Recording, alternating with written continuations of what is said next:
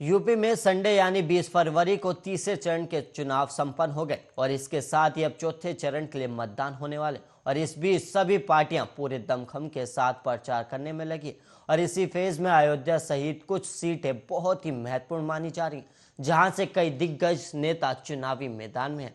और वहीं चौथे चरण के चुनाव के लिए प्रचार का अंतिम दिन है और इस दौरान सपा नेता अखिलेश यादव हरदोई पहुंचे और वहां उन्होंने जनता को संबोधित करते हुए बीजेपी पर जमकर निशाना साधा। उन्होंने कहा कि बीजेपी गर्मी निकालने की बात करते हैं और हम कहते हैं कि अगर हमारी पार्टी जीतती है तो हम युवाओं के लिए भर्ती निकालेंगे। और अखिलेश यादव ने आगे कहा कि गर्मी निकालने वाले पहले चरण के बाद ही ठंडे पड़ गए और हरदोई आते आते ये जो गर्मी रहे थे शून्य हो जाएंगे। और उन्होंने कहा कि जिन बीजेपी नेताओं के भाषा बदले जनता ने इनकी खटिया खड़ी कर दी। और अखिलेश ने योगी आदित्यनाथ पर हमला बोलते हुए कहा कि बाबा प्रदेश में विकास के नाम पर नाम बदलने का काम करते, लेकिन अब उनका ही एक नया नाम सामने आया है और वो है बुलडोजर बाबा।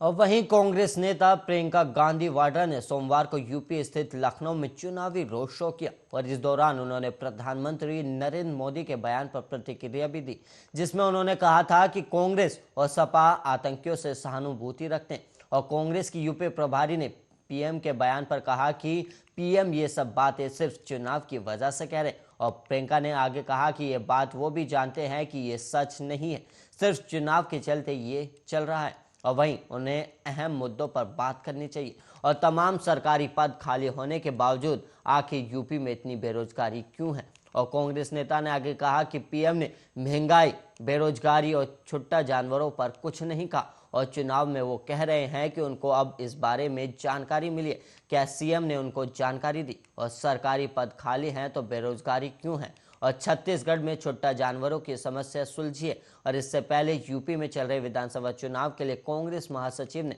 लखनऊ के चिन्हट इलाके में प्रचार भी किया था। और वहीं आपको बता दें कि विधानसभा चुनाव के चौथे चरण का 23 फरवरी को मतदान होगा।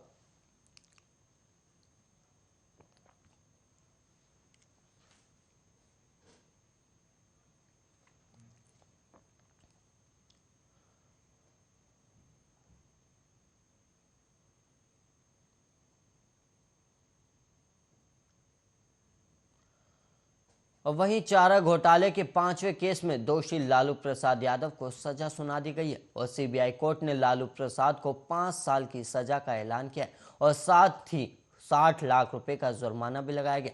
और सीबीआई की विशेष कोर्ट के जज एसके शशि ने 15 फरवरी को लालू समेत 38 दोषियों को करार दिया था। और वहीं सजा पर सुनवाई के लिए 21 फरवरी की तारीख तय की गई थी और सीबीआई की विशेष अदालत ने लालू प्रसाद यादव को आईपीसी की धारा 409, 420, 467, 468 और 471 के साथ षड्यंत्र से जुड़ी धारा 120 बी और भ्रष्टाचार निवारण अधिनियम के तहत दोषी करार दिया।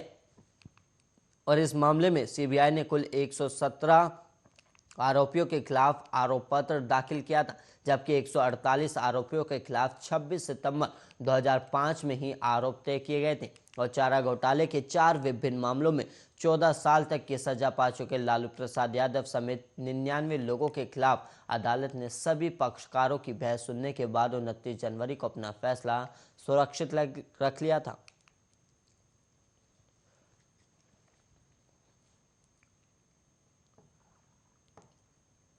और वहीं यूपी में चौथे चरण के लिए प्रचार का समय जो था वो 6 बजे ही थम गया। और वहीं मुख्यमंत्री योगी आदित्यनाथ हरदोई पहुंचे। यहां उन्होंने शाहबाद विधानसभा में एक रैली को संबोधित किया और अखिलेश यादव और समाजवादी पार्टी पर बरसते हुए योगी ने कहा कि सपा को समर्थन मतलब आतंकवाद और माफिया को समर्थन देने जैसा है।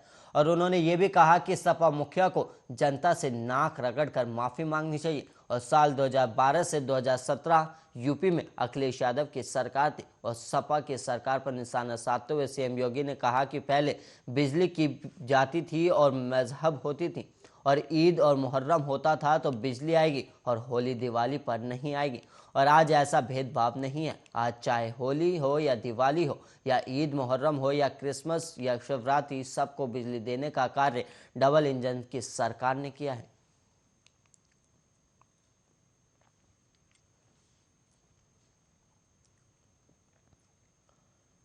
आम आदमी पार्टी के संयोजक और दिल्ली के मुख्यमंत्री अरविंद केजरीवाल सोमवार को पार्टी प्रत्याशियों के प्रचार के लिए लखनऊ पहुंचे और वहां लखनऊ के रिफा ए आम क्लब के मैदान में जनसभा को संबोधित करते हुए बोला कि हाल ही में दिल्ली में हमने सरकारी स्कूलों में 12,000 नए कमरे बनाकर तैयार किए और इन कमरों में इलेक्ट्रॉनिक बोर्ड, लिफ्ट, लाइब्रेरी बनी हुई है और इसके अलावा बड़े हॉल और सभागार भी बनाए गए। और जनसभा शुरू होने के कुछ देर बाद ही केजरीवाल ने अपने पुराने मित्र कुमार विश्वास पर भी निशाना साधा। उन्होंने कहा कि गाजियाबाद का कवि सारी खुफिया एजेंसियों से ऊपर है और उन्हें पहले से सब पता चल जाता है। और वहीं सीएम केजरीवाल ने आगे कहा कि पिछले 7 साल में हमने स्कूलों में 20,000 कमरे बनाए हैं और उन्होंने जनता से पूछा कि आप लोग बताएं 5 साल में योगी जी ने कितने स्कूल बनाए।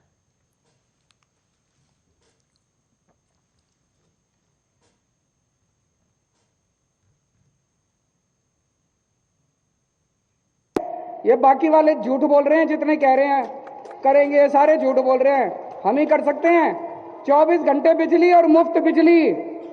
ये करना आसान नहीं है, ये मैजिक है, मैजिक। 24 घंटे बिजली और मुफ्त बिजली ऐसे हो सकता है? दिल्ली में हो रहा है, मैजिक है ये। मैजिक केजरीवाल को ही आता है और किसी को नहीं आता।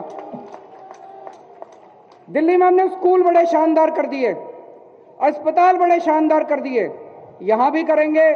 आप एक मौका दो, यहां पे भी बच्चों को रोजगार देंगे। जब तक रोजगार नहीं मिलता उनको बेरोजगारी भत्ता देंगे। हर महिला को 1,000 रुपए हर महीने देंगे।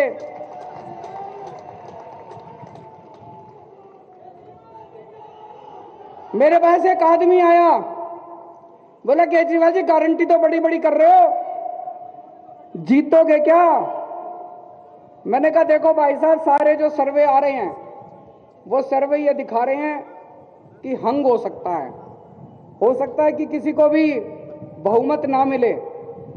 तो बीजेपी को बाहर रखने के लिए अगर हमारी जरूरत पड़ी और अगर हम सरकार में शामिल हुए तो जिसकी भी सरकार होगी उसे गारंटी मैं पूरी करा दूंगा सारी।